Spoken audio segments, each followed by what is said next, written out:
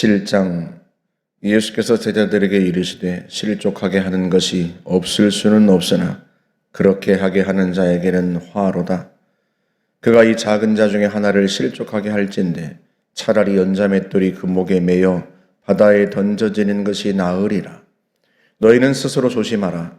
만일 네 형제가 죄를 범하거든 경고하고 회개하거든 용서하라.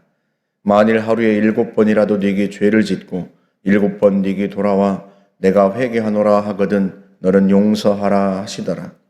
사도들이 주께 여짜오되 우리에게 믿음을 더하소서 하니 주께서 이르시되 너희에게 겨자씨 한 알만한 믿음이 있었더라면 이 뽕나무더러 뿌리가 뽑혀 바다에 심기어라 하였을 것이요 그것이 너희에게 순종하였으리라.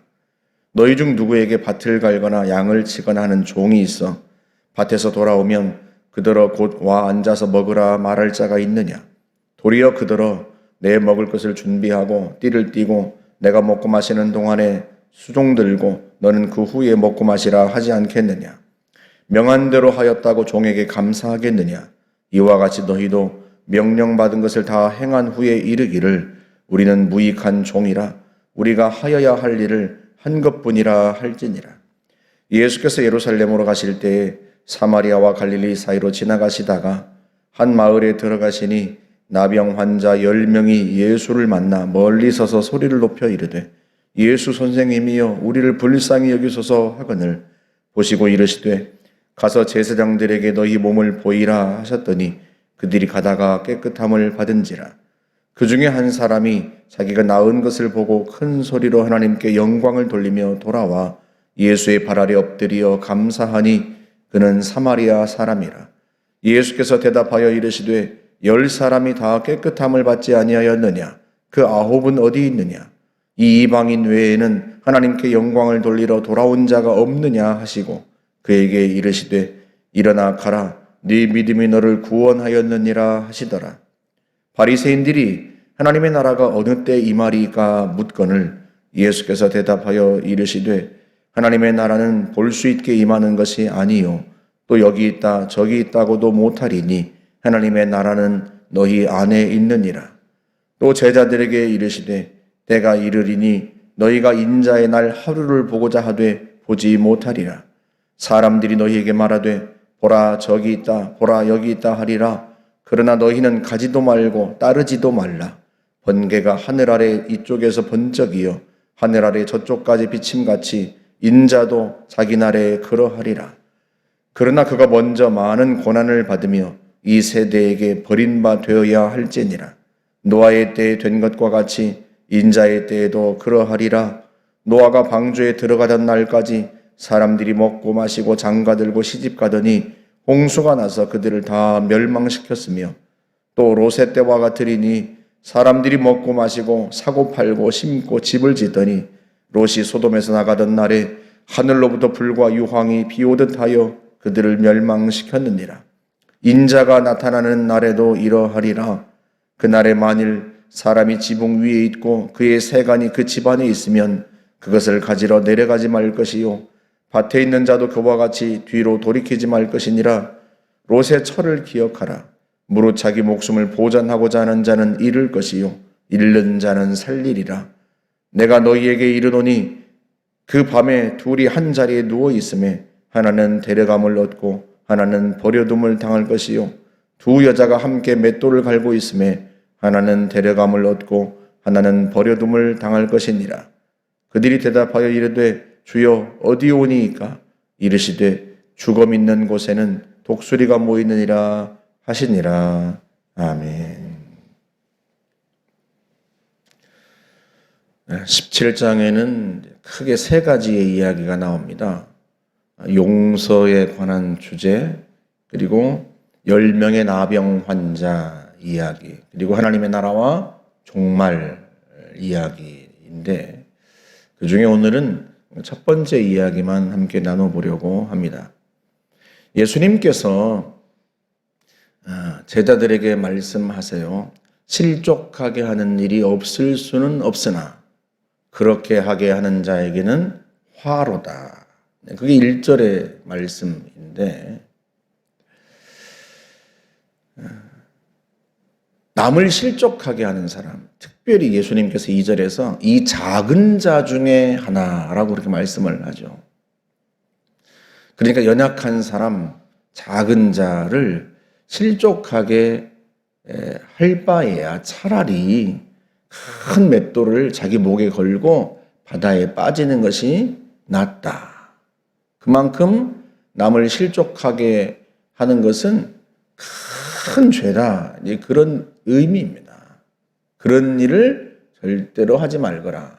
그런데도 죄악이 관영하고 죄가 많은 세상이다 보니까 실족하게 하는 일이 없을 수가 없어요.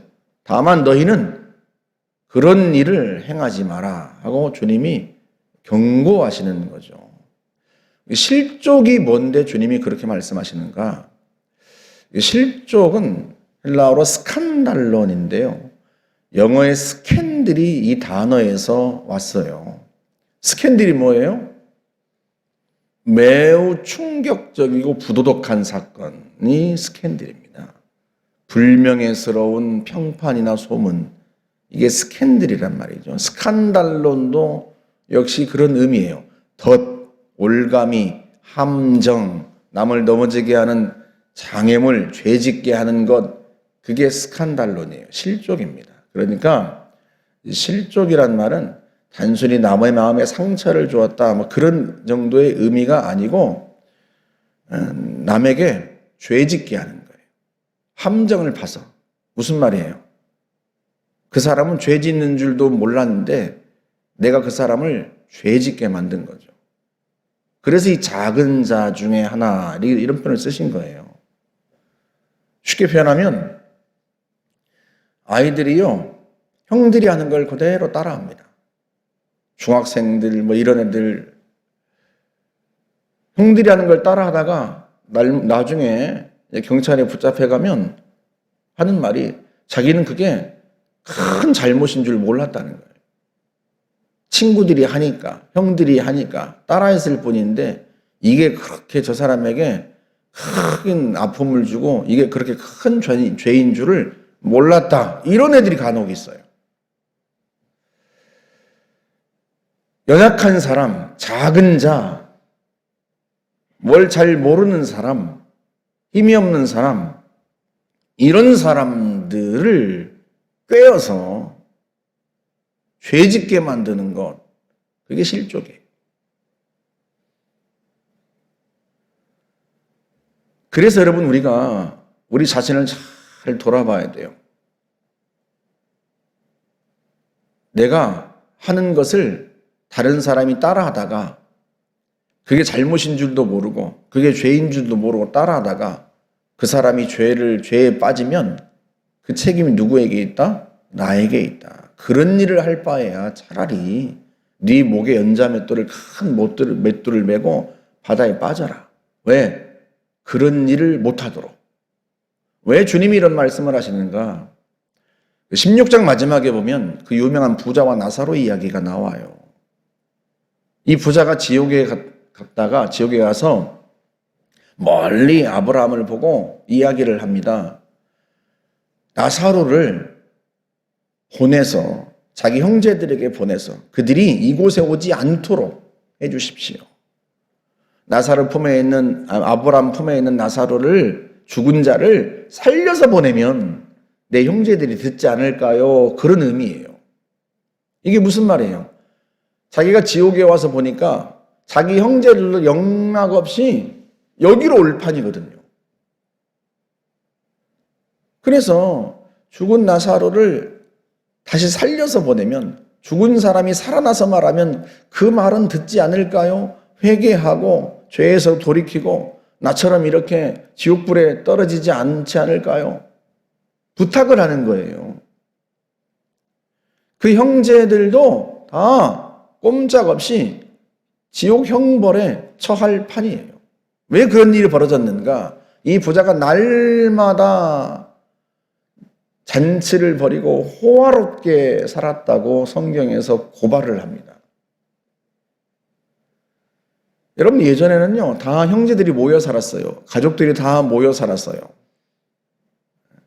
한 마을에. 여러분, 이 부자가 날마다 잔치를 벌이고 날마다 그렇게 살았다는 것은요, 그 형제들도 그렇게 했다는 의미예요. 그 형제들을 모아놓고 날마다 그렇게 사는 거죠. 그 동생들은 그게 죄인 줄도 몰라요. 호화롭고 즐기며 사는 것만 형 따라서. 결국은요, 이 형이 다른 나머지 동생들도 다 죄악에 빠지게 만든 거예요. 그게 스칸달론이에요. 그게 실족하게 하는 거예요. 그 동생들은 나중에 우리가 무슨 잘못을 저질렀습니까? 형이 날마다 초청해서 우리가 날마다 함께 즐기며 살았을 뿐입니다. 라고 변명할지 모르지만 결국은요, 그 형벌을 면하기는 어려워요. 우리가 그래서 우리의 말과 행실, 우리가 살아가는 삶의 방향과 태도를 잘 살펴야 돼요. 우리 때문에 누군가가 죄에 빠지는 일이 벌어지면 안 된단 말이죠. 우리는 누군가를 구원하는 사람이 되어야지, 누군가 나를 따라하다가 악에 빠지고 죄에 빠지고 남을 괴롭히고 남에게 피해를 주는 사람이 되면 큰일이니까요. 주님이 이어서 말씀하십니다. 너희도 스스로 조심하라. 네 형제가 죄를 범하거든 경고하고 회개하거든 용서하라. 그러니까 남을 죄짓게 만들어서도 안 되지만 남이 죄 짓는 걸 보고 그냥 두어서도 안 돼요. 형제가 죄를 범하거든 어떻게 하라? 경고하라. 이 경고하라는 말이 책망하고 꾸짖으라 그런 의미예요. 예수님께서 귀신을 꾸짖으실 때 이 단어를 쓰고 바람과 바다를 꾸짖으실 때 이 단어를 쓰고 예수님께서 베드로에게 사탄아 네 뒤로 물러가라 하고 책망하실 때 꾸짖으실 때도 이 단어를 씁니다. 그러니까 호되게 꾸짖고 책망하는 거예요. 왜? 죄를 지었으니까. 그 사람이 죄에 빠져서 망하는 걸 볼 수는 없잖아요. 내버려두면 그게 더 잘못이죠. 그러니 형제가 죄를 범하면 꾸짖으라. 크게 책망하고 경고하고 회개하거든 용서하라.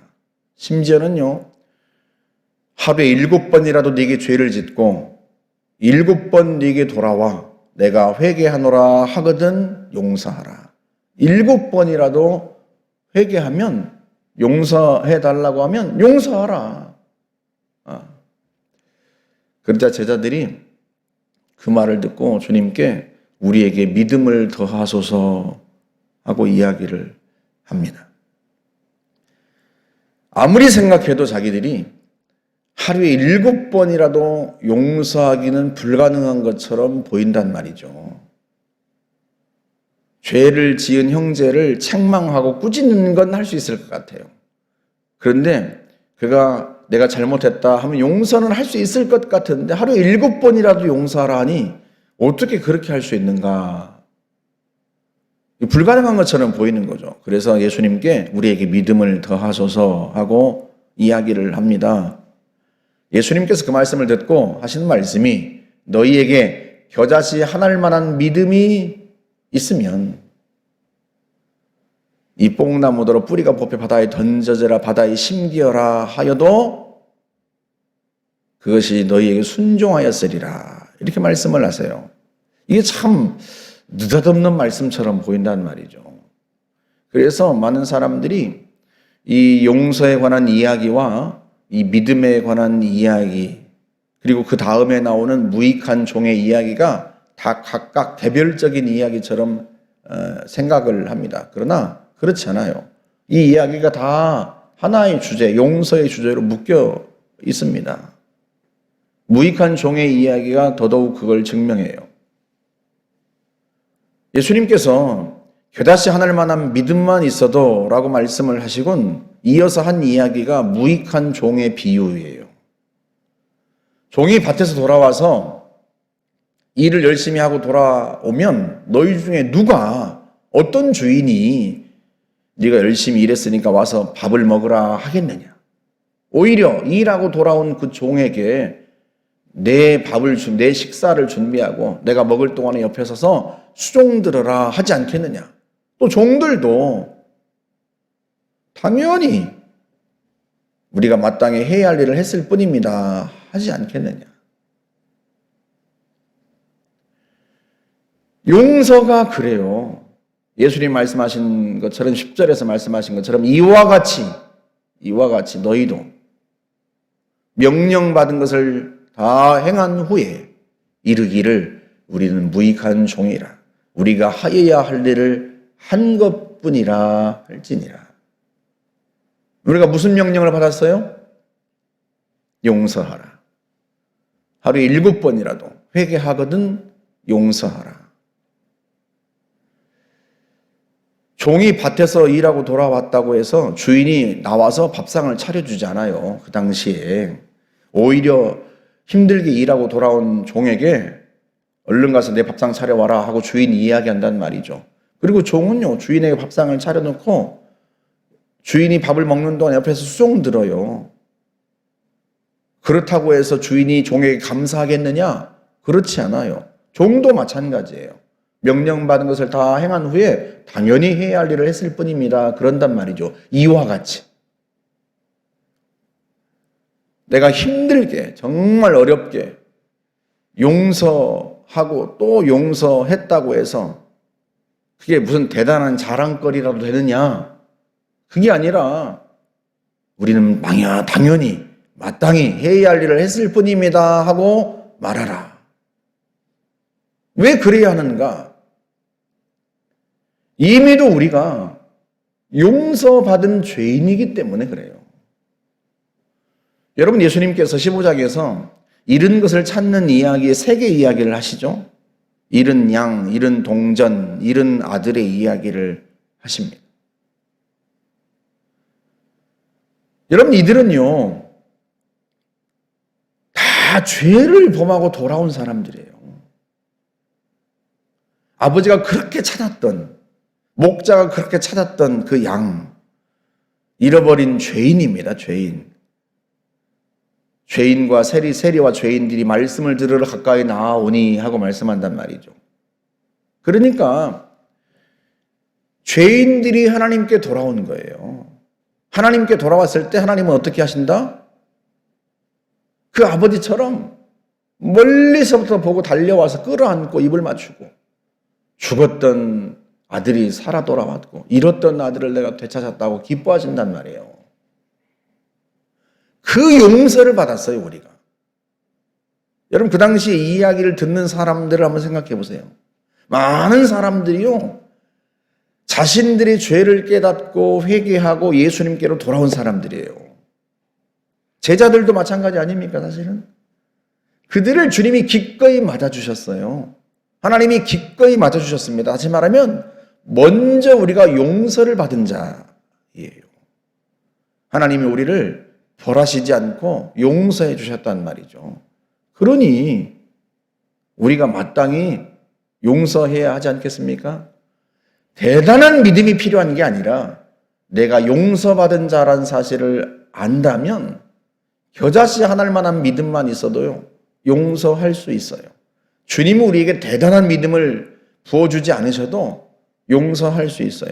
그리고 그 용서가 마치 뽕나무가 뽑혀서 바다에 심기는 것 같은 놀라운 일을 행합니다. 우리는 사람이 변화되는 것이 마치 뽕나무를 명령해서 바다에 심기라고 명령하는 것처럼 불가능한 일이라고 생각해요. 우리가 흔히 그렇게 얘기하지 않습니까? 사람은 안 변합니다. 사람이 안 변하는 것은요, 우리가 그를 변화시키려고 하기 때문에 안 변한다고 생각되는 거예요. 여러분, 우리가 사람을 한 사람이라도 변화시킬 수 있어요?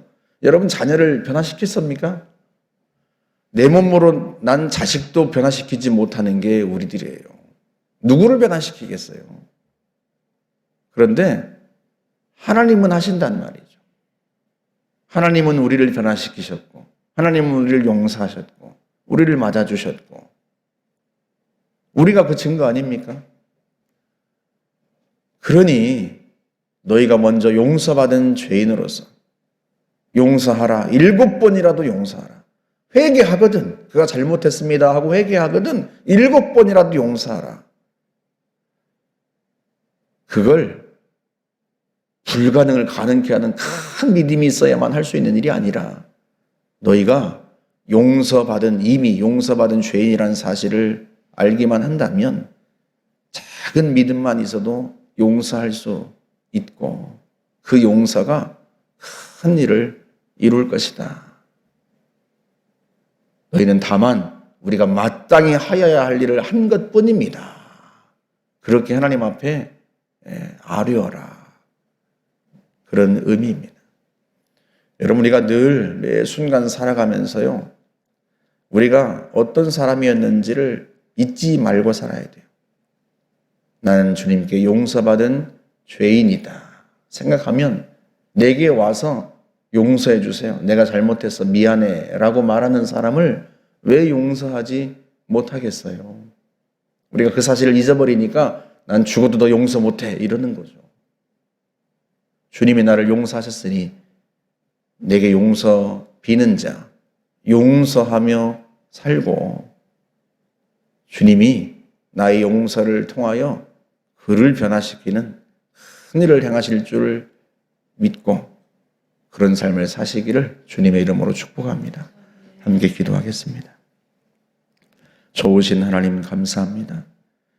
남을 죄짓게도 말고 죄지은 형제가 용서해달라 말하면 기꺼이 용서할 줄 아는 그런 삶을 저희가 살기 원합니다. 주님, 저희를 도우시고 우리 역시도 주께 용서받은 죄인이오니 평생을 살아가며 주님이 행하신 바 그 용서를 우리도 실천하며 살도록 도와주옵소서. 예수님의 이름으로 기도하옵나이다. 아멘.